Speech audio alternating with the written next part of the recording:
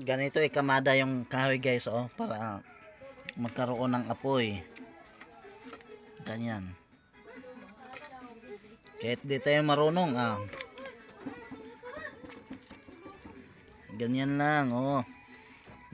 Mayroon yang baga sa ilalim guys. Hipan natin yan para lumaki. Hindi na natin kailangan ng ano yan, sindi-sindi ng mga apoy. Oh, ganyan. So hipan natin yan. Yan. Ihipan mo lang para lumaki yung apoy.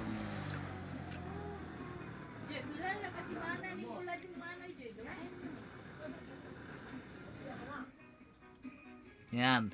Kita nyo guys, medyo dumami na yung apoy, lumaki na, no. Ayan, hipan pa rin natin para magiging ano yan.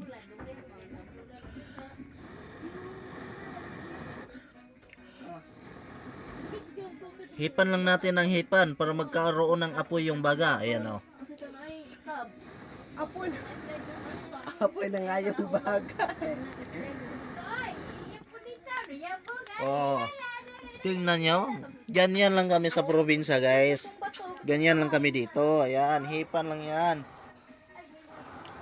Hanggang sa lumaki yung apoy niya, magkaroon ng ano, apoy. Apoy. Ba apoy-apoy na ang lawas. Ayan, umusok na. Diretso-diretso na yan guys. Sa kaya ko sa liwad ng tuno.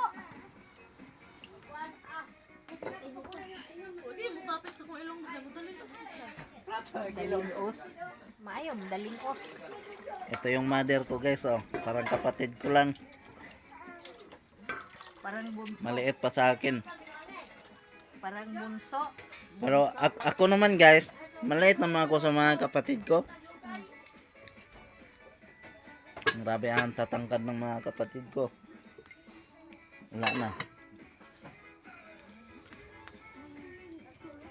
Pinahid ko pa yung kamay ko sa mukha ko, pero puno pala ng uling yung kamay ko eh.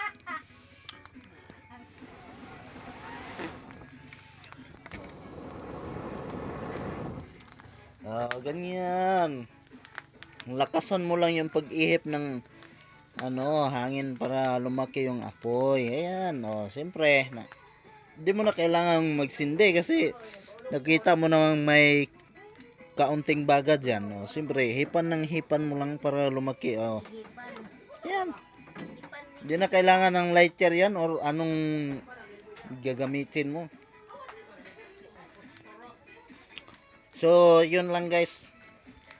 Ganito sa probinsya yan. Hindi na kailangan ng gasol yan. Walang gasol yan sa ilalim. Akala nyo may gasol yan. Kahoy lang gamit namin. Yan. Bibili ka pa ng gasol. Ang mahal-mahal ang gasol dito.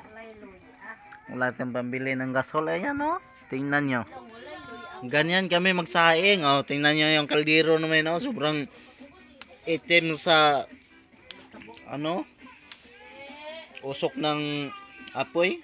Kasi di mo naman talaga maiwasan yung mangingitim yung ano yung kaldero natin kasi tingnan mo naman yung apoy.